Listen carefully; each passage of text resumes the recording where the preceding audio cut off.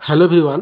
এখন আমি তোমাদের সঙ্গে পশ্চিমবঙ্গ মধ্যশিক্ষা পর্ষদের ক্লাস 9-এর ভূগোলের যে সিলেবাস, সেই সিলেবাসের ষষ্ঠ অধ্যায়ে দেখো দুর্যোগ এবং বিপর্যয়, হ্যাজার্ডস অ্যান্ড ডিজাস্টার্স, এই যে টপিক্সটা আছে, এই টপিক্সটার উপরে আজকে আমি তোমাদের সঙ্গে আলোচনা করব। তো তোমরা একটু মন দিয়ে শোনো, দেখো অনেকটাই বুঝতে পারবে।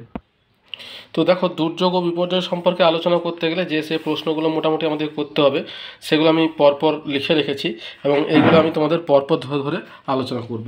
তো প্রথম যে প্রশ্নটা হচ্ছে, দেখো দুর্যোগ কাকে বলে, দুর্যোগের বৈশিষ্ট্য এবং শ্রেণীবিভাগ, এটা কিন্তু আমাদেরকে প্রথমে পড়তে হবে। অর্থাৎ দুর্যোগ জিনিসটা কি, দুর্যোগ ও বিপর্যয় দুটো আছে। তো প্রথমে দুর্যোগ জিনিসটা জানি, তারপর আমি বিপর্যয় সম্পর্কে তোমাদের সঙ্গে আলোচনা করব। তাহলে দুর্যোগ কোনটাকে বলছে, যে প্রাকৃতিক এবং মানুষের বিভিন্ন অবিবেচনাপ্রসূত কাজের কারণে যে সকল ঘটনা ঘটে তার দ্বারা মানুষের কার্যকলাপের স্বাভাবিক অবস্থার বিঘ্ন ঘটে বা বিঘ্নিত হওয়ার সম্ভাবনা থাকে, সেই ঘটনাই হলো দুর্যোগ।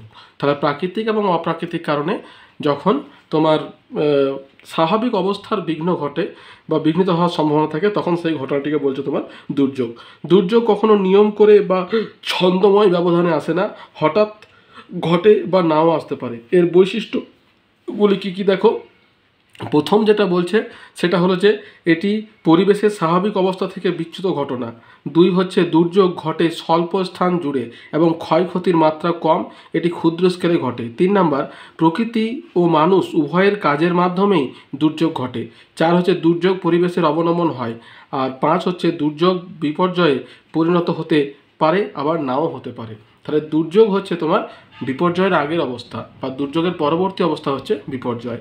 তাহলে এবার আমরা দুর্যোগ সম্পর্কে জানলাম, এর বৈশিষ্ট্যগুলি এবং এর শ্রেণীবিভাগ, অর্থাৎ দুর্যোগকে কটা ভাগে ভাগ করা হয়। দেখো, দুর্যোগকে 3টে ভাগে ভাগ করছে। উৎপত্তি অনুযায়ী দুর্যোগ হচ্ছে 3 প্রকার। একটা হচ্ছে প্রাকৃতিক দুর্যোগ, যেমন ভূমিকম্প, সাইক্লোন, সুনামি ইত্যাদি।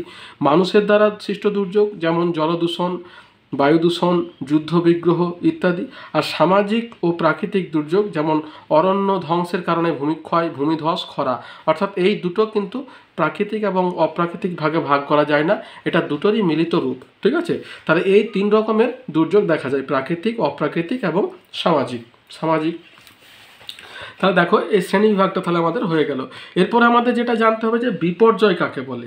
হ্যাঁ, দুর্যোগ সম্পর্কে জানলাম, এবারে বিপর্যয় কি। দেখো, দুর্যোগ যখন মানুষের ক্ষতির সম্ভাবনা হয় তখনই সেটা হচ্ছে বিপর্যয়। মানে দীর্ঘদিন দুর্যোগের ফলে কিন্তু যখন সেটা মানুষের ক্ষতি হয়ে যায় বা ক্ষতির কারণ হয়, তখন সেটিকে বিপর্যয় বলে। দেখো তাহলে বিপর্যয় কোন জিনিসটাকে বলছে, বলছে দ্রুত এবং আকস্মিক ঘটনার প্রভাবে স্বল্প সময়ে বিস্তীর্ণ অঞ্চল জুড়ে বিভিন্ন প্রাকৃতিক পরিবর্তন ঘটে, প্রচুর সম্পদ ধ্বংস হয়, অসংখ্য মানুষ মারা যায় এবং ক্ষয়ক্ষতি পূরণ প্রায় অসম্ভব হয়ে পড়ে, তবে সেই ধরনের ভয়ঙ্কর দুর্যোগকে বলা হয় বিপর্যয়। অর্থাৎ দীর্ঘদিন দুর্যোগের ফল হচ্ছে তোমার বিপর্যয়। এবার দেখো, বিপর্যয়ের কতগুলো বৈশিষ্ট্য আছে, যেমন এটি দ্রুত ও আকস্মিক ঘটনা। 2 বলছে প্রচুর প্রাকৃতিক সম্পদ ধ্বংস হয়। 3 নাম্বার বলছে প্রচুর মানুষ, প্রাণী, গবাদি পশু মারা যায়। 4 হচ্ছে সুদূর প্রসারী ফল হয় গভীর। 5 হচ্ছে ক্ষয়ক্ষতির পরিমাণ নির্ধারণ অত্যন্ত জটিল হয়। আর 6 হচ্ছে সমস্যা মোকাবেলা কঠিন হয়ে পড়ে। এরপর দেখো যেটা আছে বিপর্যয়ের মানদণ্ড। তাহলে দেখো, কখন দুর্যোগটা বিপর্যয় হিসাবে পরিগণিত হবে, অর্থাৎ দুর্যোগই তো শেষ অবস্থায় বিপর্যয় হয় এবং খুব বেশি পরিমাণে মানুষের ক্ষতি করে, তখন সেটাকে বিপর্যয় বলে পরিগণিত করা হয়।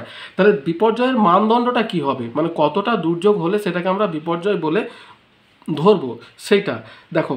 বলছে দুর্যোগ থেকে বিপর্যয় ঘটে, তবে দুর্যোগ কতটা গভীর বা মারাত্মক হলে তাকে বিপর্যয় বলা হবে তার একটা সীমা তো থাকা উচিত। বিপর্যয়ের মানদণ্ড কিন্তু সব দেশে একরকম নয়, অর্থাৎ কান্ট্রি টু কান্ট্রি মানে ডিফারেন্সে কিন্তু এই বিপর্যয়ের মানদণ্ডটা কিন্তু আলাদা আলাদা। ভারতে কিন্তু বিপর্যয় মানদণ্ডের নির্দিষ্ট সীমারেখা নেই, অবস্থা অনুযায়ী সরকার তা ঘোষণা করে। অর্থাৎ যেখানে যেমন অবস্থা, সেই রাজ্যের সরকার বা দেশের সরকার সেই অনুযায়ী কিন্তু বিপর্যয়টা ঘোষণা করছে। বুঝে 2001 সালে ওয়ার্ল্ড ডিজাস্টার রিপোর্টে বলা হয়, কোনো দুর্ঘটনা তখনই বিপর্যয় বলে গণ্য হবে যখন 10 জন বা তার বেশি মানুষের মৃত্যু হবে। অর্থাৎ যদি কোনো একটা স্থানে যদি ভূমিকম্প হয় বা অগ্নুদ্গম হয়, খরা হয়, বন্যা হয়, যখন 10 জন বা তার বেশি মানুষ যখন মারা যাবে, তখন সেটাকে আমরা কিন্তু বিপর্যয় বলতে পারি। 2 কি বলছে, 100 বা তার বেশি মানুষ আহত হবে, 3 নাম্বার হচ্ছে পরিস্থিতি মোকাবেলার জন্য আন্তর্জাতিক সাহায্যের দরকার হবে। আর 4 হচ্ছে সরকার দ্বারা আপৎকালীন পরিস্থিতি ঘোষণা হবে, তখনই সেটাকে আমরা বিপর্যয় বলতে পারি। তাহলে এটা গেল তোমার বিপর্যয়ের মানদণ্ড। এরপর দেখো আমাদের কি আছে, দুর্যোগ এবং বিপর্যয়ের মধ্যে পার্থক্য। অর্থাৎ দুর্যোগ তোমার দীর্ঘদিন হওয়ার পরে যখন বিপর্যয় হয়, তাহলে দুটোর মধ্যে পার্থক্য কী? প্রথম হচ্ছে দুর্যোগ হচ্ছে প্রাথমিক অবস্থা, বিপর্যয় হচ্ছে দুর্যোগ মারাত্মক হলে তা কিন্তু বিপর্যয়ে পরিণত হয়। 2 হচ্ছে দুর্যোগ হচ্ছে কারণ, বিপর্যয় হচ্ছে তার ফলাফল।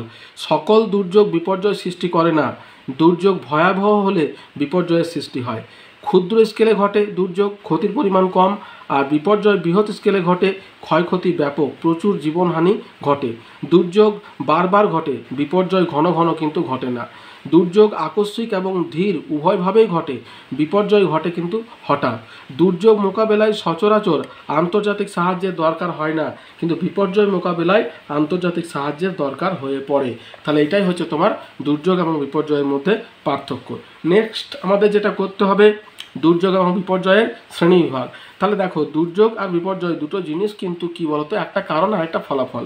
তাহলে আমরা যখন শ্রেণীবিভাগ সম্পর্কে আমরা তাহলে আলোচনা করব, তখন কিন্তু দুটো শ্রেণী কিন্তু একই হবে। বেশ, তাহলে দেখো দুর্যোগ এবং বিপর্যয় যদি আমরা পুঙ্খানুপুঙ্খভাবে শ্রেণীভাগ করতে যাই, তাহলে কিন্তু এইটাকে তোমার 3টে ভাগে ভাগ করছে। দুর্যোগ এবং বিপর্যয়কে দেখো 3টে ভাগে ভাগ করছে। একটা হচ্ছে তোমার প্রাকৃতিক, একটা হচ্ছে অপ্রাকৃতিক, আর একটা হচ্ছে সামাজিক বা মানুষ্য সৃষ্ট। প্রাকৃতিককে দেখো আবার 4টে ভাগে ভাগ করছে। একটা হচ্ছে ভূতাত্ত্বিক, একটা ভূসাংগঠনিক, আবহাওয়া এবং জীব সংশ্লিষ্ট। ভূতাত্ত্বিককে আবার দেখো 3টে ভাগে, ভূমিকম্প, অগ্নুদ্গম এবং সুনামি।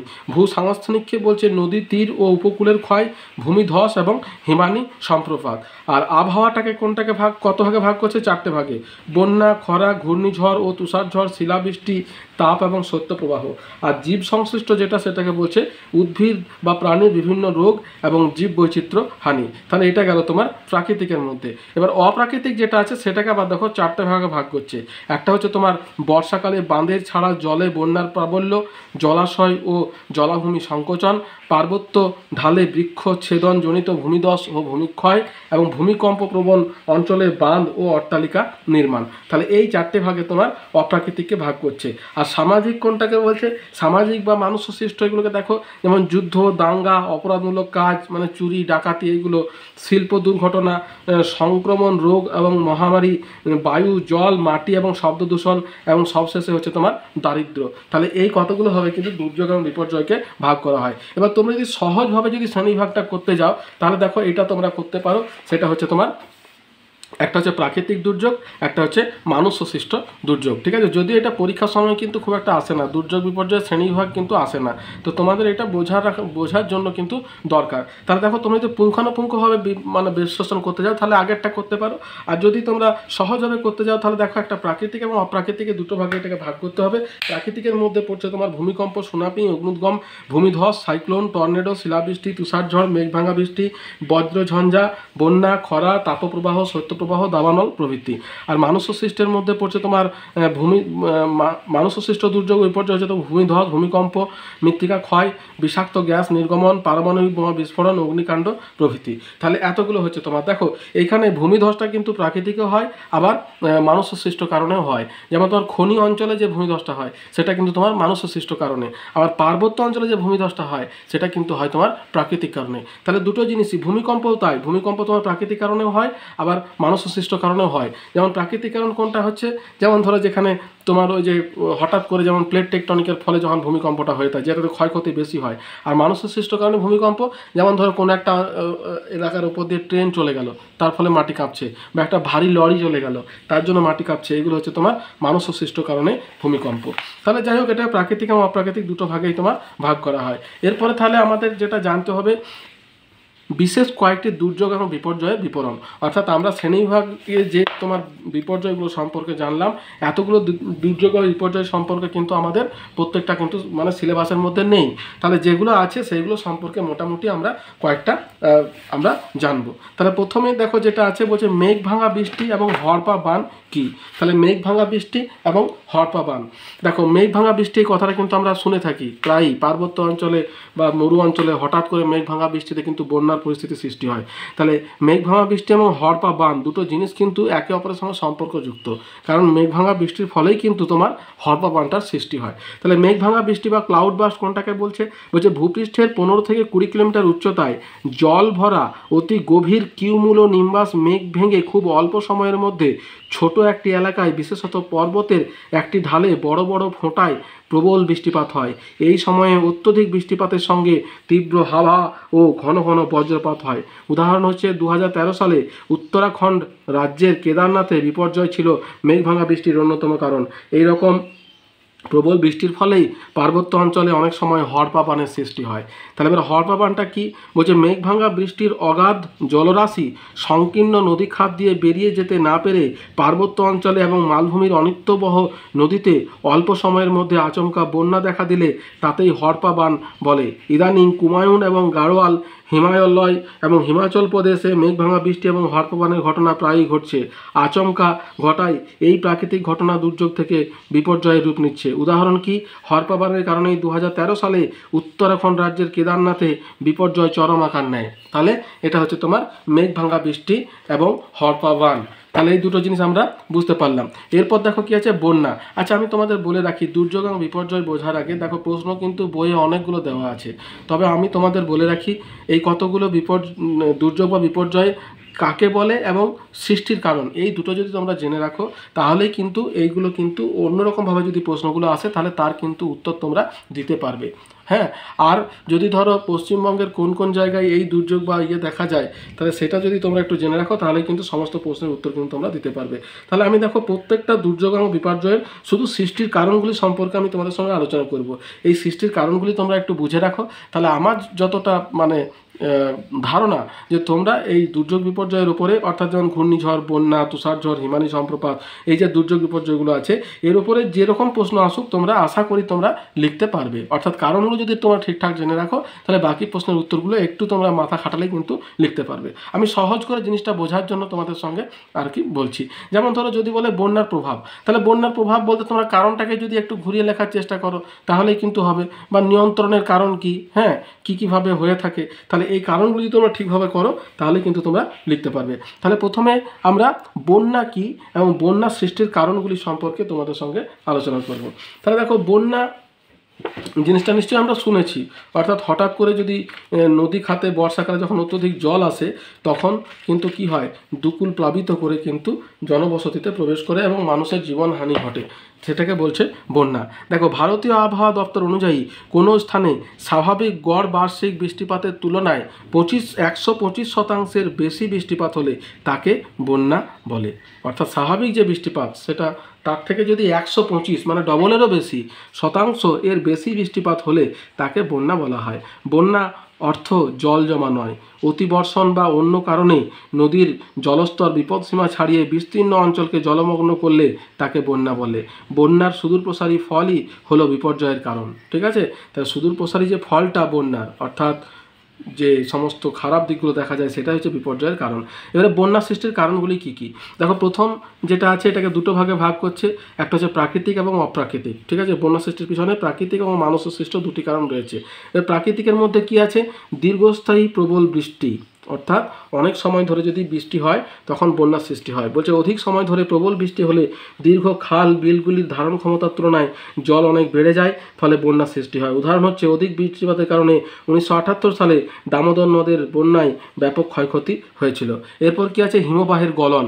বলছে গ্রীষ্মকালে অধিক উষ্ণতার কারণে হিমবাহ গলনের পরিমাণ বৃদ্ধি পায়, ফলে হিমবাহ থেকে সৃষ্ট নদীগুলিতে জলের পরিমাণ বৃদ্ধি পায় ও বন্যার পরিস্থিতি সৃষ্টি হয়। তারপর আছে তোমার অগভীর নদী উপত্যকা। বলছে দীর্ঘ নদী পলি জমে জমে নদী উপত্যকা অগভীর হয়ে পড়লে বর্ষার নদীর জল স্বাভাবিকভাবেই দুকুল ছাপিয়ে বন্যার সৃষ্টি করে। যেমন গঙ্গা নদীতে এই কারণেই প্রায়শই তোমার বন্যা হয়। তারপর কি আছে? ঘূর্ণিঝড়। বলছে প্রবল ঘূর্ণিঝড়ে সমুদ্রে জলোচ্ছ্বাস হলে উপকূল অঞ্চল প্লাবিত হয়। যেমন 2009 সালে আইলা ঝড়ের প্রভাবে সুন্দরবন অঞ্চলে বন্যা সৃষ্টি হয়েছিল। এরপর আছে কি বলতো? সুনামি। হ্যাঁ, সুনামিটা কী হবে? বলছে সুনামি জলোচ্ছ্বাসের, সুনামি কোনটাকে বলছে? সমুদ্রে ভূমিকম্প হচ্ছে সুনামি। তাই সুনামি জলোচ্ছ্বাসে উপকূলবর্তী অঞ্চলে বন্যা দেখা যায়। যেমন 2004 সালে তামিলনাড়ু উপকূলে সুনামির ফলে সৃষ্ট বন্যা। তারপরে কি আছে জোয়ার, বলছে সাধারণত বর্ষার সময় নদীতে ভরা জোয়ার এলে অনেক সময় বন্যার পরিস্থিতির সৃষ্টি হয়। এরপর দেখো আছে মানুষ সৃষ্ট কারণ। মানুষ সৃষ্ট কারণের প্রথমে কি আছে বৃক্ষচ্ছেদন, বলছে নির্বিচারে গাছ কাটার ফলে মৃত্তিকা ক্ষয় বৃদ্ধি পায়। এই মৃত্তিকা নদীগর্ভে সঞ্চিত হয়ে নদীর জল ধারণ ক্ষমতা কমিয়ে দেয়, ফলে নদীতে জলের পরিমাণ বাড়লে বন্যার সৃষ্টি হয়। তারপর দেখা যাচ্ছে বাঁধের জল ছাড়া, বলছে বর্ষাকালে নদীতে বাঁধের পিছনে জলের পরিমাণ বিপদসীমা অতিক্রম করলে বাঁধের জল ছাড়তে হয়। এর ফলে বিস্তীর্ণ অঞ্চল প্লাবিত হয়, যেমন ডিভিসি, কংসাবতী, ময়ূরাক্ষী জলাধারের জল মাত্রাতিরিক্ত ছাড়ার ফলে পশ্চিমবঙ্গের দক্ষিণবঙ্গের জেলাগুলিতে প্রায় বন্যা দেখা যায়। তারপর দেখা যাচ্ছে নদী প্রণালীর পরিবর্তন, বলছে জলবিদ্যুৎ উৎপাদন এবং জলসেচের কারণে নদীপথে বাঁধ এবং জলাধার নির্মাণের ফলে নদী প্রণালীর যে পরিবর্তন ঘটে তাতে নিম্ন অববাহিকায় বন্যার সম্ভাবনা বৃদ্ধি পায়। এবং সবশেষে আছে নগরায়ন, বলছে অতীত থেকে নদীকে কেন্দ্র করেই নগর সভ্যতার বিকাশ ঘটেছে। আধুনিক সভ্যতার নগরায়ন এবং শিল্পায়ন অধিক ঘটায় নদী অববাহিকার মাটিতে জলের অনুপ্রবেশ হ্রাস পেয়ে পৃষ্ঠপ্রবাহ বৃদ্ধি পেয়েছে, যার ফলে বন্যার প্রবণতা অনেক বেড়েছে। তাহলে এটা হচ্ছে তোমার বন্যার সৃষ্টির কারণ। এরপর দেখো পরের প্রশ্ন যেটা আছে সেটা হচ্ছে তোমার খরা কি, খরা সৃষ্টির কারণগুলি আলোচনা করো। তাহলে একদিকে যেমন তোমার বন্যা হচ্ছে 125%-এর বেশি, ঠিক একই রকমভাবে 75%-এর কম যদি বৃষ্টিপাত হয় যে জায়গাতে নর্মাল অবস্থা, সেটাকে বলছে তোমার খরা। তাহলে দেখো খরা বলছে যে ভারতীয় আবহাওয়া দপ্তরের সংজ্ঞা অনুযায়ী কোনো অঞ্চলে স্বাভাবিকের চেয়ে অনেক কম, মানে 75%-এর কম বৃষ্টি হলে বা বহুদিন ধরে বৃষ্টি না হলে অস্বাভাবিক শুষ্ক অবস্থার সৃষ্টি হয়, তাকে খরা বলে। যেমন ভারতের পশ্চিম ঘাট পর্বতের পূর্বে 300 কিলোমিটার বিস্তীর্ণ অঞ্চল খরাপ্রবণ। হ্যাঁ, মানে পূর্ব ঢালে যেটা হয় সেখানে হয়, কিন্তু বৃষ্টিচ্ছায় অঞ্চল যেটা আছে সেখানে ভারতের পশ্চিমঘাট পর্বতের পূর্বে যে বৃষ্টিচ্ছায় অঞ্চলটা আছে সেটা হচ্ছে খরাপ্রবণ। এবার খরা সৃষ্টির কারণ কি? খরা সৃষ্টির পিছনেও ঠিক একই রকমভাবে প্রাকৃতিক এবং অপ্রাকৃতিক কারণ কিন্তু রয়েছে। প্রাকৃতিক কারণ কি? বৃষ্টিপাতের স্বল্পতা, বলছে সঠিক সময়ে বর্ষা না এলে, বর্ষাকালে অনেক দিন ধরে বৃষ্টি না হলে, সঠিক সময়ের আগে বৃষ্টি বন্ধ হয়ে গেলে খরা পরিস্থিতির সৃষ্টি হয়। তারপর আছে অতিরিক্ত বাষ্পীভবন, বলছে বৃষ্টিপাতের চেয়ে বাষ্পীভবনের পরিমাণ বেশি হলে খরার সৃষ্টি হয়, অর্থাৎ তোমার তাপ যদি বেশি হয় সূর্যের তখনও কিন্তু খরার সৃষ্টি হয়। তারপর দেখো আছে বিশ্ব উষ্ণায়ন, মানে গ্লোবাল ওয়ার্মিং, বলছে বিশ্ব উষ্ণায়নের প্রভাবে আবহাওয়া ক্রমশ উষ্ণ এবং শুষ্ক হয়ে উঠেছে, খরা সৃষ্টির প্রবণতা বাড়ছে। এরপর দেখো আছে এল নিনোর প্রভাব। এল নিনো আর লা নিনো দুটো কথা তোমরা শুনেছো। এল নিনো হচ্ছে তোমার উষ্ণ স্রোত আর লা নিনো হচ্ছে শীতল স্রোত। তাহলে এল নিনোর প্রভাবেও কিন্তু তোমার খরা হয়, অর্থাৎ উষ্ণ স্রোত। বলছে উষ্ণ এল নিনো সমুদ্র স্রোত স্থানীয় এবং আঞ্চলিক স্তরের আবহাওয়ার উপর প্রভাব বিস্তার করে। যেসব বছরগুলিতে প্রশান্ত মহাসাগরের পূর্ব প্রান্তে এল নিনোর আবির্ভাব হয় সে বছর ভারতে মৌসুমী বায়ুর অনিশ্চয়তা বৃদ্ধি পায় এবং খরার সম্ভাবনা বাড়ে। এল নিনোর প্রভাবে 2009 সালে ভারতে 250টি জেলার খরার সৃষ্টি হয়েছিল। এরপর দেখো মানুষ সৃষ্ট কারণ। প্রথমে আছে অরণ্য ধ্বংস। অরণ্য ধ্বংসের ফলে বাতাসে জলীয় বাষ্পের যোগান কমে যায় এবং বৃষ্টিপাতের পরিমাণ হ্রাস পায়, ফলে খরা পরিস্থিতির সৃষ্টি হয়। তারপর আছে শিল্পায়ন ও নগরায়ন, বলছে শিল্পায়ন এবং নগরায়নের ফলে বাতাসের তাপমাত্রা ক্রমাগত বেড়ে চলেছে এবং এই ক্রমবর্ধমান উষ্ণতা খরা পরিস্থিতির সৃষ্টি করে। তারপর আছে দেখো অতিরিক্ত ভূগর্ভস্থ জলের ব্যবহার, বলছে ভূগর্ভস্থ জল অত্যধিক পরিমাণে ব্যবহার করার ফলে মাটির স্তরগুলি শুকোতে শুরু করেছে, যা ভবিষ্যতে খরার ন্যায় পরিস্থিতির সৃষ্টি করবে। তারপর দেখা যাচ্ছে ভৌমজল সংকট, বলছে অতিরিক্ত ভৌমজল ব্যবহারের ফলে ভূগর্ভস্থ জলস্তর নিচে নেমে যায় এবং মাটির আর্দ্রতা কমে যায়, ফলস্বরূপ খরা পরিস্থিতির সৃষ্টি হয়। তারপর দেখা হচ্ছে বায়ু দূষণ। বায়ু দূষণ বলছে বায়ু দূষণের ফলে বাতাসে এরোসোলের পরিমাণ, মানে ধূলিকণা লবণকণার পরিমাণ বৃদ্ধি পেলে জলীয় বাষ্পের শোষণ বেড়ে যায়, ফলে অধঃক্ষেপণের পরিমাণ হ্রাস পায় এবং খরার প্রবণতা বৃদ্ধি পায়। তাহলে এটা গেল তোমার ওই খরার কারণ, খরা সৃষ্টির কারণ। এরপর দেখো আছে ঘূর্ণিঝড় কি, ঘূর্ণিঝড় সৃষ্টির কারণগুলি আলোচনা করো। তাহলে ঘূর্ণিঝড়ও হচ্ছে একটা বিপর্যয় বা দুর্যোগ। তাহলে ঘূর্ণিঝড় দেখো কোনো স্বল্প পরিসর জায়গায় উষ্ণতা বৃদ্ধির কারণে হঠাৎ করে বায়ুর চাপ কমে গেলে শক্তিশালী নিম্নচাপ কেন্দ্রের সৃষ্টি হয়। এই অবস্থায় বাইরের উচ্চচাপ অঞ্চল থেকে নিম্নচাপ কেন্দ্রের দিকে বায়ু প্রবল বেগে ছুটে আসে এবং ঝড়ের সৃষ্টি হয়। এই ঝড়ে বায়ু উত্তর গোলার্ধে ফেরেলের সূত্র অনুসারে বাম দিকে এবং দক্ষিণ গোলার্ধে ডান দিকে ঘুরতে থাকে বলে একে ঘূর্ণিঝড় বলা হয়। ঘূর্ণিঝড় সৃষ্টির কারণগুলি কি কি? বলছে ভূপৃষ্ঠের উষ্ণতা বৃদ্ধি, 2 হচ্ছে সমুদ্র জলের উষ্ণতা বৃদ্ধি, 3 নম্বর হচ্ছে গভীর নিম্নচাপ সৃষ্টি, আকাশে গাঢ় কিউমুলোনিম্বাস মেঘের সৃষ্টি, 5 হচ্ছে বাতাসে দ্রুত ঊর্ধ্বমুখী প্রবাহ, 6 হচ্ছে জলীয় বাষ্পের ঘনীভবনের সময় লিনতাপের কারণে বায়ুমণ্ডলের উষ্ণতা বৃদ্ধি, 7 হচ্ছে চাপের সমতা রক্ষার জন্য চারিদিকের উচ্চচাপের বায়ু নিম্নচাপের দিকে কুণ্ডলী আকারে তীব্র বেগে ছুটে যাওয়া, এবং 8 নম্বর হচ্ছে গ্লোবাল ওয়ার্মিং। তাহলে এগুলো হচ্ছে তোমার ঘূর্ণিঝড়ের সৃষ্টির কারণ। নেক্সট হচ্ছে তুষার ঝড় কি? তুষার ঝড়ের তোমার কারণগুলি কি কি? তাহলে ঠিক যেমন আমরা তোমার ঘূর্ণিঝড় পড়লাম, তুষার ঝড় সাধারণত আমাদের যে পার্বত্য অঞ্চলের শীতপ্রধান দেশগুলো আছে সেই শীতপ্রধান দেশেই কিন্তু তোমার ওই তুষার ঝড় দেখা যায়। তাহলে তুষার ঝড় কোন জিনিসটাকে বলছে দেখো, ব্লেজার্ড। তুষার ঝড়ের অপর নাম হচ্ছে তোমার ব্লেজার্ড, ইংলিশে ব্লেজার্ড বলা হয়। বলছে সূক্ষ্ম তুষার কেলাস বহনকারী অতি শীতল এবং প্রচণ্ড বেগে প্রবাহিত বায়ু প্রবাহকে তুষার ঝড় বা ব্লিজার্ড বলে। সাধারণত মেরু অঞ্চলে ও উচ্চ পার্বত্য অঞ্চলে তুষার ঝড় দেখা থাকে। এই ব্লিজার্ডে বাতাসের বেগ থাকে প্রায় 150 থেকে 200 কিলোমিটার প্রতি ঘন্টা। তাহলে বুঝতে হচ্ছে কীরকম বেগ থাকে ব্লিজার্ডের। এবার হচ্ছে ব্লিজার্ড সৃষ্টির কারণ কি? বলছে উভয় গোলার্ধে মধ্য অক্ষাংশীয় অঞ্চলে অর্থাৎ 40 ডিগ্রি উত্তর দক্ষিণ থেকে 60 ডিগ্রি উত্তর দক্ষিণ শীতকালে উপকূল ভাগ বা মহাদেশের মধ্যবর্তী জলভাগ উত্তর গোলার্ধে মহাদেশের উত্তর ভাগ এবং দক্ষিণ গোলার্ধে মহাদেশের দক্ষিণ ভাগের তুলনায় বেশি উষ্ণ থাকে, ফলে গভীর নিম্নচাপের সৃষ্টি হয়। ফলে উত্তর এবং দক্ষিণ মেরু অঞ্চলের প্রবল ঠান্ডা বায়ু এই নিম্নচাপ অঞ্চলের দিকে ধেয়ে আসে। এই প্রবল বেগ সম্পন্ন ঠান্ডা বায়ুর সঙ্গে তুষারকণা যুক্ত হয়ে তুষার ঝড় বা ব্লিজার্ডের সৃষ্টি হয়। অর্থাৎ মেরু অঞ্চল থেকে মেরুবৃত্ত প্রদেশীয় অঞ্চলের দিকে যে বায়ুটা প্রবাহিত হচ্ছে, মেরু বায়ুটা, সেই বায়ুর সঙ্গে তোমার এই তুষার মিশে পড়ে তুষার ঝড়ের সৃষ্টি করছে। এরপর দেখো কি আছে, হিমানি সম্প্রপাত। হিমানি মানে কি? বরফ, আর সম্প্রপাত মানে পড়া। অর্থাৎ যখন বরফযুক্ত অঞ্চলে যখন বরফ উপর থেকে নিচে পড়ে তখনই সেটাকে বলছে হিমানি সম্প্রপাত। তাহলে হিমানি সম্প্রপাত কি? হিমানি সম্প্রপাতের কারণগুলি আমরা এখানে লিখব। তাহলে দেখো হিমানি সম্প্রপাত। হিমানি সম্প্রপাত বলছে দেখো, বলছে বিপুল আয়তন হিমরাশি, হ্যাঁ, বিপুল আয়তন হিমরাশি পর্বতের খাড়া ঢাল বরাবর মাধ্যাকর্ষণের টানে বিস্তীর্ণ অঞ্চল জুড়ে নেমে আসার ঘটনাকে হিমানি সম্প্রপাত বলে। দেখো এটা কিন্তু একটা পুঞ্জিত ক্ষয়, হ্যাঁ, মাধ্যাকর্ষণের ফলে যেটা হয় সেটাকে বলছে হিমানি সম্প্রপাত বলে। হিমানি সম্প্রপাতের কারণগুলি কি? প্রথমেই বলছে অতিরিক্ত তুষারপাত। বলছে উচ্চ পার্বত্য অঞ্চলে অতিরিক্ত তুষারপাতের ফলে তুষারের চাপে বিশালাকার বরফের চাই ধসে পড়ে হিমানি সম্প্রপাত ঘটনা ঘটায়। তারপর 2 নম্বর কি? দিনের উষ্ণতা। অর্থাৎ দিনের উষ্ণতাতে কী বলছে? যে দিনের বেলা তাপমাত্রা বাড়লে বরফ গলা শুরু হয় ও তুষারের স্তর দুর্বল হয়ে পড়ে, ফলে হিমানি সম্প্রপাত ঘটে। উত্তর গোলার্ধে পর্বতের দক্ষিণ ঢালে এবং দক্ষিণ গোলার্ধে পর্বতের উত্তর ঢালে এই হিমানি সম্প্রপাত বেশি হয়, অর্থাৎ যেখানে সূর্যালোকটা বেশি পায়। বুঝতে পেরেছো? তারপর দেখো হচ্ছে প্রবল বায়ু প্রবাহ। বলছে তুষার ক্ষেত্রের উপর দিয়ে প্রবল বেগে প্রবাহিত বায়ু প্রবাহের প্রভাবে উপরের আলগা তুষার স্তর মূল তুষার স্তর থেকে বিচ্ছিন্ন হয়ে তুষার রাশির স্রোত সৃষ্টি করে হিমানি সম্প্রপাত ঘটে। তারপর দেখা হচ্ছে ভূমিকম্প। বলছে তুষার আবৃত পার্বত্য অঞ্চলে ভূমিকম্পের প্রভাবে হিমানি সম্প্রপাত ঘটে। এবং সবশেষে আছে মানুষের কার্যাবলী। বলছে তুষার আবৃত পার্বত্য অঞ্চলে রাস্তাঘাট ঘরবাড়ি নির্মাণের জন্য ডিনামাইট বিস্ফোরণ, প্রচুর পরিমাণে বৃক্ষছেদন, তুষার ক্ষেত্রের উপর বিনোদনমূলক খেলাধুলার ব্যবস্থা করা হিমানি সম্প্রপাতের সম্ভাবনা বৃদ্ধি করে। তাহলে এটা গেল তোমার হিমানি সম্প্রপাতের কারণ। এরপর দেখো আছে ভূমিকম্প কাকে বলে, ভূমিকম্পের কারণগুলি লেখো। তাহলে ভূমিকম্প সম্পর্কে আমরা মোটামুটি প্রত্যেকেই জানি।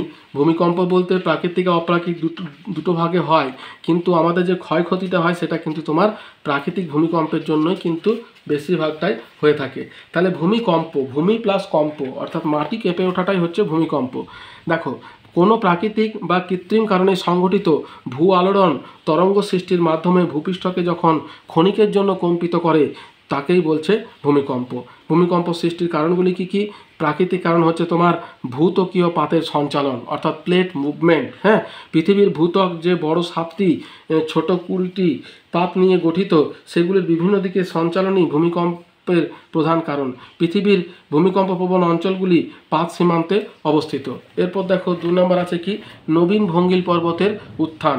বলছে গিরিজনী আলোড়নের প্রভাবে প্রবল পার্শ্বচাপে নবীন ভঙ্গিল পর্বতের উত্থান ঘটে চলেছে এবং এর জন্য শিলাচ্যুতি ঘটে থাকে, যা ওই অঞ্চলে ভূমিকম্প সৃষ্টির কারণ। তারপর দেখা যাচ্ছে অগ্নুদ্গম। অগ্নুদ্গম হচ্ছে আগ্নেয়গিরি থেকে অগ্নুদ্গমের সময় প্রচণ্ড বিস্ফোরণ ঘটে এবং প্রচুর গ্যাস ও লাভার নিঃসরণের জন্য ভূমিকম্পের সৃষ্টি হয়। তারপর দেখা যাচ্ছে পৃথিবীর সংকোচন। হচ্ছে পৃথিবী তাপবিকিরণের মাধ্যমে ক্রমশ শীতল এবং সংকুচিত হচ্ছে, ফলে ভূত্বকের শিলাস্তরে টান এবং পীড়নের সৃষ্টি হয়। এই জন্য পৃথিবীর দুর্বল অংশে ফাটল দেখা দেয়, যা ভূমিকম্প সৃষ্টির অন্যতম কারণ। নেক্সট হচ্ছে তোমার ধস ও হিমানি সম্প্রপাত। পার্বত্য অঞ্চলে ধস নামলে হিমানি সম্প্রপাত হলেও ভূমিকম্পের সৃষ্টি হয়। নেক্সট হচ্ছে উল্কাপাত। হচ্ছে বৃহৎ আকৃতির উল্কাপিণ্ড ভূপৃষ্ঠে সজোরে আছড়ে পড়লে ভূমিকম্পের সৃষ্টি হয়। এরপর দেখো কৃত্রিম কারণ। কৃত্রিম কারণের মধ্যে প্রথমে আছে পারমাণবিক বিস্ফোরণ। হচ্ছে পরীক্ষা নিরীক্ষার জন্য ভূগর্ভে শক্তিশালী পারমাণবিক বোমা ফাটালে পার্শ্ববর্তী অঞ্চলে ভূমিকম্পের সৃষ্টি হয়। আর কি ডিনামাইট বিস্ফোরণ। হচ্ছে খনিজ সম্পদের অনুসন্ধান এবং পার্বত্য অঞ্চলে নানাবিধ নির্মাণমূলক কাজের জন্য ডিনামাইট বিস্ফোরণ ঘটানো হয়, তাই ওই অঞ্চলে ভূমিকম্পের সৃষ্টি হয়। তাহলে এটা গেল তোমার ভূমিকম্প। এরপরে দেখো আছে কি সুনামি। কি তাহলে দেখো সুনামি হচ্ছে, আমি কিছুক্ষণ আগেই বললাম, সমুদ্রের যে ভূমিকম্প সেটাকেই আমরা বলছি সুনামি। তাহলে সুনামি কথাটাকে যদি আমরা বলতে যাই তাহলে হচ্ছে সুনামি জাপানি শব্দ সুনামি, সু কথাটার অর্থ বন্ধ, নামি কথার অর্থ ঢেউ। অর্থাৎ সুনামি কথার অর্থ হচ্ছে সমুদ্র সংলগ্ন ঢেউ। অর্থাৎ ভূমিকম্পের কারণে যে সমুদ্রের বড় ঢেউ সৃষ্টি হয় সেটা হচ্ছে সুনামি।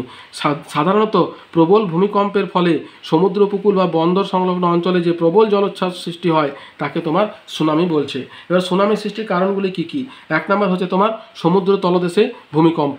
তাহলে সমুদ্র গর্ভে পাত সঞ্চালনের ফলে সৃষ্ট ভূমিকম্পের কারণে ভয়াবহ সুনামির সৃষ্টি হয়, যেমন 2004 সালে ভারত মহাসাগরের সুনামি, 2011 সালে জাপানের সুনামি। এরপর 2 নম্বর কি আছে অগ্নুৎপাত। অগ্নুৎপাতের সমুদ্রের মধ্যে অবস্থিত আগ্নেয়গিরিতে অগ্নুৎপাত ঘটলে যে কম্পন সৃষ্টি হয় তার ফলে সুনামি সৃষ্টি হয়, যেমন 1928 সালে কাকাতোয়া আগ্নেয়গিরি অগ্নুৎপাতের সৃষ্টি হয় সুনামি। তারপর দেখা আছে ধস, অর্থাৎ সমুদ্র উপকূলবর্তী পার্বত্য এলাকায় বা বৃহদায়তন শিলায় ধসের ফলে সুনামি সৃষ্টি হয়। 1980 সালে ফ্রান্স উপকূলে সৃষ্ট সুনামি। তারপর দেখা যাচ্ছে হিমানি সম্প্রপাত। হিমানি সম্প্রপাতে বিশাল বরফের স্তূপ সমুদ্রে আছড়ে পড়লে সুনামির সৃষ্টি হয়। তারপর দেখা যাচ্ছে উল্কাপাত, সমুদ্রে বড় উল্কাপিণ্ডের পতনের ফলে সুনামির সৃষ্টি হয়। আর সবশেষে আছে ঘূর্ণিঝড়। বুঝছো, প্রবল ঘূর্ণিঝড়ের ফলেও অনেক সময় সুনামির সৃষ্টি হয়। তাহলে সমুদ্রের যে বিশাল আকৃতির ঢেউ সেটিকেই তোমার জাপানের সুনামি বলে। বুঝতে পেরেছো? এরপর দেখো সুনামির কারণগুলি হয়ে গেল। এরপর আমাদেরকে জানতে হবে অগ্নুৎপাত কী, অগ্নুৎপাতের কারণগুলি লেখো। তাহলে দেখো এই অগ্নুৎপাতও কিন্তু হচ্ছে একটা দুর্যোগ বা বিপর্যয় যদি মানুষের সেটা ক্ষতি করে। হ্যাঁ, তাহলে অগ্নুৎপাতটা কি আমাদের জানতে হবে। অগ্নুৎপাতটা কি দেখো, বলছে ভূ অভ্যন্তরীণ শক্তির প্রভাবে সৃষ্ট জীবন এবং সম্পত্তি হানিকারক ভয়ঙ্কর বিপর্যয় হলো অগ্নুৎপাত। ভূত্বকের দুর্বল স্থান বা ফাটল দিয়ে ভূ অভ্যন্তর থেকে গ্যাস, ধোঁয়া, বাষ্প, ছাই সহ প্রচণ্ড উত্তপ্ত ম্যাগমা নিঃশব্দে বা বিস্ফোরণ ঘটিয়ে যখন বেরিয়ে আসে তখন তাকে অগ্নুৎপাত বলে। অগ্নুৎপাতের কারণগুলি কি কি? প্রথম যেটা হচ্ছে পাত সঞ্চালন। হ্যাঁ, ভূত্বক 7টি প্রধান 20টি ছোট পাত নিয়ে গঠিত। এই পাতগুলির সঞ্চালনেই অগ্নুৎপাতের প্রধান কারণ। যেমন অভিসারী পাত। তাহলে পাত সীমান্ত 3 রকমের হয়, অভিসারী, প্রতিসারী এবং নিরপেক্ষ, এবং 3টিতেই কিন্তু অগ্নুৎপাতের সৃষ্টি হয়। এবার অভিসারী পাত সীমান্ত বলছে 2টি পাতের মুখোমুখি সংঘর্ষ যখন হয় তখন মহাদেশীয় পাতের নিচে ভারী সামুদ্রিক পাত প্রবেশ করে, নিচে ঢুকে যাওয়ার পাতটি প্রচণ্ড তাপে গলে গিয়ে ম্যাগমায় পরিণত হয়ে এবং অগ্নুৎপাত ঘটায়। আর প্রতিসারী পাত সীমান্ত মানে দূরে চলে যাওয়া। তাহলে প্রতিসারী পাত সীমান্তে 2টি পাত পরস্পর থেকে দূরে সরে গেলে ফাটল সৃষ্টি হয়। এই ফাটলের মধ্য দিয়ে ম্যাগমা বেরিয়ে এসে অগ্নুৎপাতের সৃষ্টি করে। তারপর কি নিরপেক্ষ পাত সীমান্ত, বলছে ট্রান্সফর্ম চ্যুতি সৃষ্টির জন্য অগ্নুৎপাতের সৃষ্টি হয়, অর্থাৎ 2টো পাত যখন পাশাপাশি মুভ করে। এরপর 2 নম্বর কী আছে দেখো, ভূত্বকের দুর্বল স্থান বা শিলায় ফাটল ও চ্যুতি। বলছে ভূত্বক সর্বত্র সমান পুরু শক্ত নয়, এছাড়া ভূত্বকের শিলায় অনেক ফাটল এবং চ্যুতির সৃষ্টি হয়। এগুলি হলো ভূত্বকের দুর্বল স্থান। ওই সব দুর্বল স্থান দিয়ে ম্যাগমা, গ্যাস, বাষ্প বেরিয়ে এসে অগ্নুৎপাত ঘটায়। এরপর দেখা যাচ্ছে তেজস্ক্রিয় পদার্থ। বলছে ভূগর্ভে বিভিন্ন তেজস্ক্রিয় পদার্থ থাকে, যেমন ইউরেনিয়াম, থোরিয়াম। এরা তাপ বিকিরণ করে, ফলে ভূত্বকের তাপের মাত্রা বৃদ্ধি পেলে অগ্নুৎপাত ঘটে। তারপর দেখো ভূ অভ্যন্তরে জলের অনুপ্রবেশ। বলছে শিলার ফাটল দিয়ে জল ভূ অভ্যন্তরে প্রবেশ করে এবং অত্যধিক তাপে তা বাষ্পে পরিণত হয়। জলীয় বাষ্প ও অন্যান্য গ্যাসের মিলিত চাপ ম্যাগমাকে উপরে উঠতে বাধ্য করে। এবং তারপরে দেখা যাচ্ছে প্লিউম এর উপস্থিতি। প্লিউম হচ্ছে ম্যাগমার ঊর্ধ্বমুখী প্রবাহকে প্লিউম বলা হয়। প্লিউমের ঊর্ধ্বমুখী চাপে ভূত্বক বিদীর্ণ হয় এবং অগ্নুৎপাত ঘটে। তাহলে এতগুলো কারণ আছে তোমার অগ্নুৎপাতের। নেক্সট আমাদের কি আছে, ধস কাকে বলে। তাহলে দেখো ধস সম্পর্কে আমরা জানবো। অর্থাৎ ভূমিতে যখন ধস হয় তখনই সেটা হচ্ছে তোমার ধস। এটা প্রাকৃতিক অপ্রাকৃতিক দুটো কারণেই হয়ে থাকে। প্রাকৃতিক হচ্ছে তোমার পার্বত্য অঞ্চলে, আর অপ্রাকৃতিক হচ্ছে তোমার খনি অঞ্চলে। ঠিক আছে, তাহলে দেখো ধস কি এবার আমরা জানবো। ধস হচ্ছে তোমার পাহাড় বা পর্বতের ঢাল বরাবর পাথরের চাঁই, শিলাচূর্ণ, মৃত্তিকা এবং অন্যান্য আলগা পদার্থের মাধ্যাকর্ষণের টানে। ঠিক আছে, মানে এটা হচ্ছে একটা পুঞ্জিত ক্ষয়, মাস ওয়াস্টিং। মাধ্যাকর্ষণের টানে হঠাৎ নেমে আসা বা খসে পড়াকে ধস বলে। ধস বন্ধ করা যায় না, তবে নিয়ন্ত্রণ করা যায়। উদাহরণ হচ্ছে পশ্চিমবঙ্গের দার্জিলিং পার্বত্য এলাকায় বর্ষাকালে ভূমিধস ঘটে। সৃষ্টির কারণ কি? প্রাকৃতিক। দেখো অধিক বৃষ্টিপাত বলে পাহাড়ি অঞ্চলে প্রচুর বৃষ্টিপাত হলে পাহাড়ি ঢালের মৃত্তিকা এবং শিলা ভারী এবং আলগা হয়ে পড়ে এবং অভিকর্ষজের টানে নিচের দিকে নেমে আসে। 2 নম্বর হচ্ছে ভূমির ঢাল বৃদ্ধি। ভূমির ঢাল বৃদ্ধি বলছে ভূমির ঢাল বৃদ্ধি পেলে ধস সৃষ্টির প্রবণতা বাড়ে।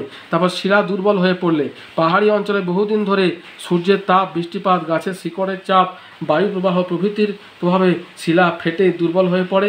পরবর্তীকালে ওই দুর্বল পাথরের স্তূপ ধস রূপে নিচের দিকে নেমে আসে। তারপর আছে মাটির প্রকৃতি। হচ্ছে মাটিতে বালির পরিমাণ বেশি থাকলে মাটির কণাগুলির মধ্যে সংবদ্ধতা কম থাকে বলে জল সহজে মাটিতে প্রবেশ করে, ফলে মাটি ভারী হয়ে পড়ে এবং ঢাল বরাবর নেমে আসে। তারপরে আছে দেখো ভূমিকম্পের প্রভাব। বলছে ভূমিকম্পের ফলে শিলাতে ফাটল এবং শিলা দুর্বল হয়ে পড়ে। পরবর্তীকালে এই শিলা ঢাল বরাবর ধসে পড়ে। তারপর দেখা হচ্ছে মানুষের সৃষ্ট কারণের প্রথমেই যেটা আছে অরণ্য ধ্বংস। তাহলে প্রত্যেকটারই কারণ কিন্তু অরণ্য ধ্বংস, বুঝতে পারছো? মানুষের সৃষ্ট কারণে অরণ্য ধ্বংস হচ্ছে পার্বত্য অঞ্চলে যথেচ্ছভাবে গাছ কাটার ফলে মাটিতে বাঁধন হালকা হয় এবং ধসের প্রবণতা বাড়ে। 2 নম্বর হচ্ছে নগরায়ন। হচ্ছে পাহাড়ের ঢালে অবৈজ্ঞানিক প্রথায় রাস্তাঘাট, ঘরবাড়ি, জলাধার নির্মাণ করার ফলে ধসের প্রবণতা বৃদ্ধি পায়। তারপর আছে ডিনামাইট বিস্ফোরণ। যে খনিজ সম্পদের অনুসন্ধান, রাস্তাঘাট নির্মাণ, বিশেষ করে পাহাড় এবং পার্বত্য অঞ্চলে সুড়ঙ্গ তৈরির জন্য ডিনামাইট বিস্ফোরণ ঘটানো হয়। এর ফলে যে কম্পন হয় তা অনেক সময় ধস সৃষ্টি করে। তারপর আছে দেখো অবৈজ্ঞানিক প্রথায় চাষ। হচ্ছে পাহাড়ি অঞ্চলে অবৈজ্ঞানিক প্রথায় ঝুম চাষ, ধাপ চাষ, ঢাল বরাবর চাষ প্রভৃতির ফলে ধসের সৃষ্টি হয়। তাহলে এগুলো হচ্ছে তোমার ধসের কারণ। এরপর যেটা আছে সেটা হচ্ছে তোমার দাবানল। হ্যাঁ, দাবানল কাকে বলে? বনের আগুনকে দাবানল বলা হয়। অর্থাৎ বনে যে আগুনের সৃষ্টি হয় কাঠে কাঠে ঘর্ষণ লেগে, সেটিকে আমরা দাবানল বলতে পারি। তাহলে দেখো দাবানল কি বলছে, বনের শুকনো ডালে ডালে ঘষা লেগে বা শুকনো পাতায় বজ্রপাতের তীব্র তাপে আগুন জ্বলে অথবা মানুষের ব্যবহৃত কোনো দাহ্য পদার্থ থেকে আগুন লেগে যখন বিশাল বনাঞ্চল পুড়ে ছাই হয় তখন তাকে দাবানল বলে। তাহলে বনের আগুনকে দাবানল বলে। দাবানল সৃষ্টির কারণগুলি কি কি? প্রাকৃতিক কারণের মধ্যে প্রথমে আছে দেখো বজ্রপাত, তারপর হচ্ছে প্রবল ঝোড়ো হাওয়া। তাহলে ঝোড়ো হাওয়া কোনটা? হচ্ছে সরলবর্গীয় গাছগুলি খুব দীর্ঘ হয় এবং প্রবল ঝোড়ো হাওয়ায় গাছের লম্বা ডালপালা পরস্পরের সঙ্গে ঘষা খেতে থাকে। এর ফলে অনেক সময় আগুনের ফুলকি বের হয় যা দাবানলের সৃষ্টি করে। তারপর আছে দীর্ঘদিন খরা। বলছে দীর্ঘদিন খরা চলতে থাকলে ছোট বড় উদ্ভিদ শুকিয়ে যায় যা দাবানল সৃষ্টির সময় অনুকূল পরিবেশ তৈরি করে। তারপর দেখা হচ্ছে অগ্নুৎপাত। বলছে আগ্নেয়গিরির অগ্নুৎপাতের ফলে নিকটবর্তী বনভূমিতে আগুন লেগে দাবানল সৃষ্টি হয়। নেক্সট হচ্ছে তোমার বিশ্ব উষ্ণায়নের প্রভাব। বিশ্ব উষ্ণায়নের প্রভাবে দাবানল সৃষ্টির সম্ভাবনা বৃদ্ধি পেয়েছে। তারপর দেখা আছে পাথরের ঘর্ষণ। বলছে শুষ্ক ঋতুতে পার্বত্য ঢাল বেয়ে পাথরের টুকরো গড়িয়ে নামার সময় ঘষা লেগে আগুনের ফুলকি সৃষ্টি হয় যা পার্বত্য বনভূমিতে দাবানল সৃষ্টি করে। এরপর দেখা আছে মানুষ সৃষ্ট কারণ। মানুষ সৃষ্ট কারণের প্রথমে যেটা আছে ঝুম চাষ, অসতর্কতা এবং শর্ট সার্কিট থেকে। ঝুম চাষ বলছে পাহাড়ি অঞ্চলে জঙ্গল কেটে পুড়িয়ে আদিম প্রথায় ঝুম চাষ করা হয়। এই সময় মাঝে মাঝে বনে আগুন লেগে যায়। 2 নম্বর হচ্ছে অসতর্কতা। বলছে পর্বত আরোহীদের রান্নার সময় বা অসতর্কভাবে জ্বলন্ত বিড়ি সিগারেট নিক্ষেপ দাবানলের সৃষ্টি করে। আর শর্ট সার্কিট বলছে বিদ্যুতের শর্ট সার্কিট থেকেও বনে আগুন লাগতে পারে। এটা গেল তোমার দাবানল। এরপর দেখো আছে পশ্চিমবঙ্গের দুর্যোগ। তাহলে এতদূর পর্যন্ত দাবানল পর্যন্ত হলো। এই কটা দুর্যোগ এবং বিপর্যয় সম্পর্কে তোমাদেরকে পড়তে হবে। অর্থাৎ 1 2 3 4 5 6 7 8 9 10টা দুর্যোগ, 11টা দুর্যোগ এবং বিপর্যয় সম্পর্কে তোমরা পড়বে, তাহলেই মোটামুটি তোমাদের হয়ে যাবে। এরপর দেখো আমাদের যেটা আছে বলছে পশ্চিমবঙ্গের দুর্যোগ এবং বিপর্যয়ের প্রকৃতি এবং প্রভাবিত অঞ্চল সম্পর্কে। তাহলে দেখো কোনো একটা দুর্যোগ বা বিপর্যয় অঞ্চল যদি বলে তাহলে কারণগুলো তো তোমাদের জানা থাকছে এখানে, যেটা এখানে তোমার আমরা কিছুক্ষণ আগেই আলোচনা করলাম, এবং শুধু প্রভাবিত অঞ্চলগুলো যদি তোমরা জানো তাহলেই কিন্তু লিখতে পারবে। তাহলে দেখো পশ্চিমবঙ্গের দুর্যোগ বিপর্যয়ের প্রকৃতি, প্রথম যেটা হচ্ছে সেটা হচ্ছে বন্যা, যেটা সব থেকে বেশি হয় পশ্চিমবঙ্গে। বলছে পশ্চিমবঙ্গের প্রধান দুর্যোগ এবং বিপর্যয়, এই প্রভাবিত অঞ্চল কোনগুলি? বলছে নদীমাতৃক পশ্চিমবঙ্গের অধিকাংশ জেলায় বন্যাপ্রবণ, উত্তর এবং দক্ষিণ চব্বিশ পরগনা, হাওড়া, হুগলি, পূর্ব পশ্চিম মেদিনীপুর, মালদা, মুর্শিদাবাদ, উত্তর দক্ষিণ দিনাজপুর, বর্ধমান, দার্জিলিং, জলপাইগুড়ি, কুচবিহার, নদিয়া জেলার বিস্তীর্ণ অঞ্চলে প্রায় প্রতি বছরই বর্ষায় বন্যা দেখা দেয়। উত্তরবঙ্গে তিস্তা, তোরসা, জলঢাকা প্রভৃতি নদীতে প্রতি বছর বন্যা হয়। দক্ষিণবঙ্গে ভাগীরথী, অজয়, দামোদর, যেটাকে দুঃখের নদ বলা হয়, রূপনারায়ণ, কাঁসাই, শিলাবতী প্রভৃতি নদী খাতের জলবহন ক্ষমতা কমে যাওয়ায় প্রায় প্রতি বছরই বন্যা হয়। ঠিক আছে, এরপর 2 নম্বর হচ্ছে খরা। তাহলে খরা কোন কোন অঞ্চলে দেখতে পাওয়া যায়? পশ্চিমবঙ্গের পুরুলিয়া, বাঁকুড়া, পশ্চিম মেদিনীপুরের কিছু অংশে খরা দেখা যায়। ধস কোন কোন অঞ্চলে? পশ্চিমবঙ্গের দার্জিলিং, হিমালয় পার্বত্য অঞ্চলে কার্শিয়াং, চুনভাটি, তারপরে রামমাম, লাঠোলা, সিরিখোলা, লাভা, নকশালখোলা, কালিম্পং, তুসুং প্রভৃতি অঞ্চল অত্যন্ত ধসপ্রবণ। এরপর দেখা যাচ্ছে ঘূর্ণিঝড়। ঘূর্ণিঝড় কোন কোন কোন জায়গায় দেখা যায়? পশ্চিমবঙ্গের উপকূল অঞ্চল প্রায় প্রতি বছরই বিধ্বংসী ঘূর্ণিঝড়ের কবলে পড়ে। 2009 সালের 25 মে পশ্চিমবঙ্গের উপকূল অঞ্চলে আইলা নামক বিধ্বংসী ঝড়ে ব্যাপক ক্ষয়ক্ষতি হয়। তারপর দেখা যাচ্ছে ভূমিকম্প। বলছে পশ্চিমবঙ্গের উত্তরের পার্বত্য অঞ্চলে প্রবল ভূমিকম্প প্রবণ অঞ্চলের মধ্যে পড়ে এবং দক্ষিণের গাঙ্গেয় সমভূমি মাঝারি ভূমিকম্প প্রবণ অঞ্চলের মধ্যে পড়ে। এরপর দেখো সুনামি। তাহলে সুনামি হচ্ছে সমুদ্রের ঢেউ। হ্যাঁ, বলছে পশ্চিমবঙ্গের উপকূল অঞ্চলে সুনামি প্রভাব লক্ষ্য করা যায়, যেমন 2004 সালে সুনামির প্রভাব দেখা গিয়েছিল। এরপর নদী পাড় ভাঙন। বলছে পশ্চিমবঙ্গের মালদা, মুর্শিদাবাদ জেলার অন্যতম বিপর্যয় হচ্ছে নদী পাড় ভাঙন, অর্থাৎ গঙ্গার পাড় ভাঙনও তোমরা বলতে পারো। তাহলে এই হচ্ছে তোমার প্রভাবিত অঞ্চল। প্রভাবিত অঞ্চলটা তাহলে তোমরা একটু জেনে নিও বা মুখস্থ করে নিও, তাহলেই কিন্তু বাকিগুলো তোমরা লিখতে পারবে। এরপর দেখো বিপর্যয় ব্যবস্থাপনা কাকে বলে। বিপর্যয় ব্যবস্থাপনা অর্থাৎ আমাদের যে বিপর্যয় আসছে এটাকে যদি আমরা ব্যবস্থাপনা করতে না পারি তাহলে কিন্তু কি হবে? আমাদের ক্ষতির সম্ভাবনা বাড়বে। অর্থাৎ বিপর্যয় ব্যবস্থাপনা হচ্ছে নিজেকে সাবধান করা। হ্যাঁ, তাহলে বিপর্যয় ব্যবস্থাপনাটা কি? বলছে যে কোনো প্রাকৃতিক বা মানুষের সৃষ্টি করা দুর্যোগ যাতে বিপর্যয় পর্যবসিত না হয় তার জন্য প্রস্তুতি নেওয়াকে বিপর্যয় ব্যবস্থাপনা বলে। তাহলে প্রস্তুতিটা নেওয়াটাই হচ্ছে তোমার বিপর্যয় ব্যবস্থাপনা। এই উদ্দেশ্য হলো আহত এবং নিহতের সংখ্যা কমানো এবং সম্পত্তি এবং পরিকাঠামোর ক্ষতি হ্রাস করা। হয়েছে? তাহলে এটা গেল তোমার বিপর্যয় ব্যবস্থাপনা। এরপর আমাকে কী করতে হবে? বিপর্যয় ব্যবস্থাপনায় শিক্ষার্থীদের ভূমিকা। তাহলে বিপর্যয় ব্যবস্থাপনা কাকে বলে সেটা হলো, এইবারে এই যে বিপর্যয়টা ব্যবস্থাপনা করবার পিছনে শিক্ষার্থীরা কি ভূমিকা নিতে পারে।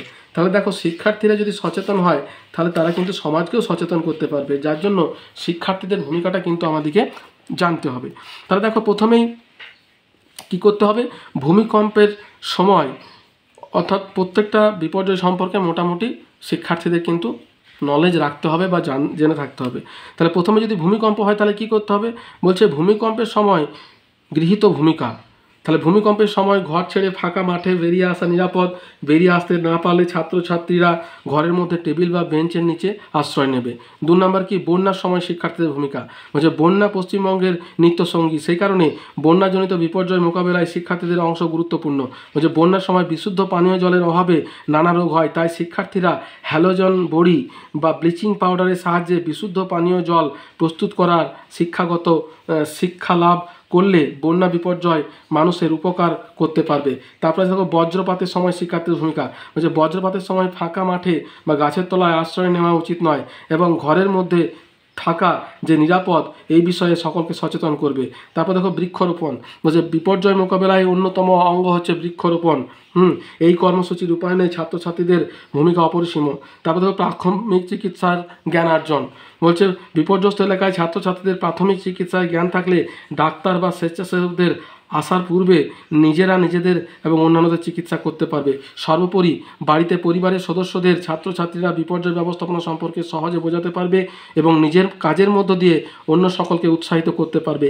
এইভাবে কোনো এলাকায় সকলে মিলে বিপর্যয় মোকাবেলায় নামলে বিপর্যয়ের দরুন ক্ষয়ক্ষতির পরিমাণ কমে যাবে। তাহলে এটা গেল তোমার শিক্ষার্থীদের ভূমিকা। এরপরে শেষ আমাদের যেটা করতে হবে, বলছে পশ্চিমবঙ্গে বিপর্যয় ব্যবস্থাপনায় গৃহীত কৌশলগুলি লেখো। তাহলে পশ্চিমবঙ্গে বিপর্যয় ব্যবস্থাপনায় কী কী কৌশল গ্রহণ করে, কী কী কৌশল গ্রহণ করা যেতে পারে। প্রথমে হচ্ছে কি মানচিত্র তৈরি, বলছে বিভিন্ন সমীক্ষার মাধ্যমে রাজ্যের বিপর্যয় প্রবণ অঞ্চলগুলি চিহ্নিত করা এবং তার ভিত্তিতে মানচিত্র তৈরি করা উচিত। 2 নম্বর কি সচেতনতা বৃদ্ধি, অর্থাৎ মানুষের মধ্যে পোস্টার, দেওয়াল লিখন, সংবাদপত্র, টেলিভিশন প্রভৃতির মাধ্যমে রাজ্যের মানুষকে বিপর্যয়ের ক্ষয়ক্ষতি সম্পর্কে সচেতন করতে হবে। তারপর কি প্রশিক্ষণ প্রদান, বলছে যে বিপর্যয়ের পূর্বে, বিপর্যয় চলাকালীন এবং পরবর্তী সময়ে বিভিন্ন ধরনের ব্যবস্থা গ্রহণ করা প্রয়োজন সে সম্পর্কে বিদ্যালয়ের ছাত্রছাত্রীদের এবং সমাজের নানা স্তরের মানুষকে প্রশিক্ষণ প্রদান করা উচিত। তারপর দেখা হচ্ছে পূর্বাভাস, বলছে ঘূর্ণিঝড়, বন্যা, খরা প্রভৃতি দুর্যোগের সঠিক পূর্বাভাস দেওয়া এবং বেতার এবং টেলিভিশনের মাধ্যমে দুর্যোগ এলাকায় সতর্কবার্তা পৌঁছে দেওয়ার ব্যবস্থা গ্রহণ করা উচিত। নেক্সট হচ্ছে তোমার সম্পদের তালিকা তৈরি, বলছে বিপর্যয় প্রবণ এলাকায় বিপর্যয় মোকাবেলার জন্য পর্যাপ্ত মানব সম্পদ, ডাক্তার, নার্স, স্বেচ্ছাসেবী এবং অর্থনৈতিক সম্পদ যেমন নৌকা, গাড়ি, ভ্যান, ত্রাণ শিবির রূপে বিদ্যালয়, কলেজ আছে কি না তার তালিকা তৈরি করা উচিত। তারপর দেখা হচ্ছে সাংগঠনিক সমন্বয়। সাংগঠনিক সমন্বয় কোনটাকে বলছে, বলছে বিপর্যয় মোকাবেলার জন্য রাজ্যে বিভিন্ন সরকারি বেসরকারি সংগঠনগুলির মধ্যে সমন্বয় ঘটানো এবং বেসরকারি সংগঠনগুলির নানা সরকারি সাহায্য প্রদান করা উচিত। তারপর দেখা হচ্ছে ত্রাণ কৌশল, বলছে বিপর্যয়ের পর সঠিক সময়ে ত্রাণ পৌঁছানোর সুবন্দোবস্ত করা এবং মানুষের পুনর্বাসন সংক্রান্ত কার্যাবলী গ্রহণ করা বিপর্যয় মোকাবিলার অন্যতম কৌশল। আর সবশেষে আছে আইন প্রণয়ন, বলছে বিজ্ঞানসম্মতভাবে বাড়িঘর নির্মাণ করা, বিভিন্ন প্রতিষ্ঠানে অগ্নি নির্বাপন ব্যবস্থা এবং আপদকালীন নির্গমন ব্যবস্থা রাখা ইত্যাদি সংক্রান্ত আইন প্রণয়ন করা হয়েছে আমাদের রাজ্যে। সর্বোপরি এই সকল কৌশলগুলিকে কার্যকরী করার জন্য পশ্চিমবঙ্গের রাজ্য বিপর্যয় ব্যবস্থা নীতি, West Bengal state disaster management policy রূপায়িত আছে, যেখানে নিম্নলিখিত পর্যায়গুলি পরিকাঠামোর মধ্যে বিপর্যয় ব্যবস্থাপনা কাজ চলছে। তাহলে দেখো হয়ে গেল এতদূর পর্যন্তই। মোটামুটি এই প্রশ্নগুলো করলেই তোমরা দুর্যোগ বা বিপর্যয় থেকে আগত প্রশ্নগুলো কিন্তু তোমরা উত্তর দিতে পারবে, কোনোটাই কিন্তু তোমাদের আটকে যাবে না। তাহলে এতদূর পর্যন্তই। দেখো যদি আমার ভিডিওটা তোমাদের একটুও ভালো লেগে থাকে তাহলে একটা লাইক দিও, বন্ধুদের সঙ্গে শেয়ার করো আর চ্যানেলটা সাবস্ক্রাইব করে রাখো। আর যদি কোনো প্রশ্ন থাকে আমাকে কমেন্ট বক্সে কমেন্ট করো, আমি তোমাদের প্রশ্নের উত্তর দেওয়ার যথাসাধ্য চেষ্টা করব। তাহলে এত দূর পর্যন্তই, দেখা হচ্ছে পরের ভিডিওতে। ভালো থেকো, সুস্থ থেকো, ধন্যবাদ।